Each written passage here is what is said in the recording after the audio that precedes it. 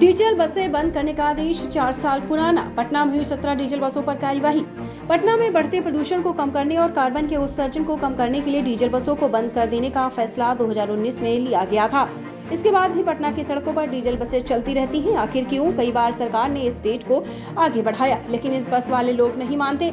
Diesel बसों को CNG में कन्वर्ट नहीं कराया। बस मालिकों को हमेशा ये लगता रहा कि आई गई बात है। 4 साल बीत जाने के बाद सरकार ने कठोर कदम उठाया। इसके तहत 31 सितंबर की मध्यरात से अंतिम 4 बसों को बंद करने का आदेश दिया गया। बावजूद डीजल बसें चलती रहीं। इसी कड़ी में पटना में 17 बसों का चालान काटा गया। बढ़ते प्रदूषण को देखते हुए पटना में चलने वाले लगभग 5000 बस और ऑटो को पूर्ण रूप से बंद करने का फैसला लिया गया था। सबों को अपने वाहनों को सीएनजी में कन्वर्ट करने के आदेश दिया गया। हालांकि 5% लोगों ने डीजल को अपनी गाड़ियों को सीएनजी में कन्वर्ट कराया। डीजल से चलने वाली बसों और ऑटो की संख्या ज्यादा है। उनको तत्काल प्रभाव से बंद कर देने से आम जनता को काफी दिक्कतें होंगी। विभाग ने डीजल गाड़ियों के मालिकों की संख्या को देखते हुए इसे 31 मार्च 2021 तक के लिए बढ़ा दिया।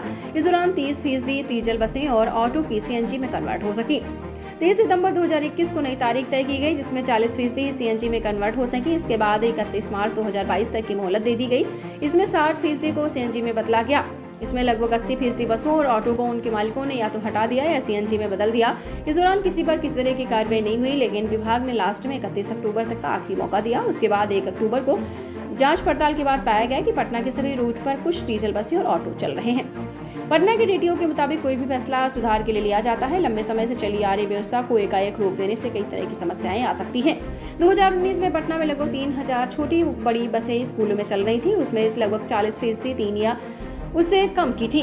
पूरे पटना जिले की बात करें तो लगभग 200 सीटें उस वक्त चल रही थी। अचानक से बसों को रोक देने से इसका असर सीधा आम जनता पर, बच्चों पर पड़ता है।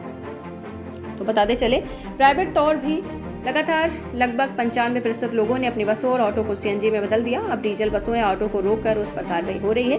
कल ही 17 बसों पर कार्रवाई हुई कि सूरत में डीजल बसों को रूप से बंद कराया जाएगा। दीक्षांत एडुटेक लाया है दीक्षांत डिजिटल क्लास। दीक्षांत डिजिटल क्लास का उपयोग कर छात्र बना सकते हैं पढ़ाई को बेहद आसान और मजेदार। दीक्षांत डिजिटल क्लास को स्कूल में बैठकर देखना है तो पेन ड्राइव और स्मार्ट टीवी बनेगा सही माध्यम। चलिए अब ये भी जानते हैं कि दीक्षांत डिजिटल क्लास का फी स्ट्रक्चर क्या होगा।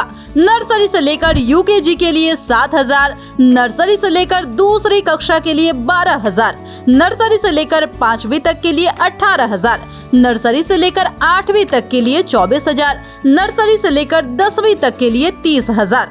अगर आपको डेमो करना है तो उसके लिए आप दीक्षांत डिजिटल क्लास के YouTube चैनल को विजिट कर सकते हैं।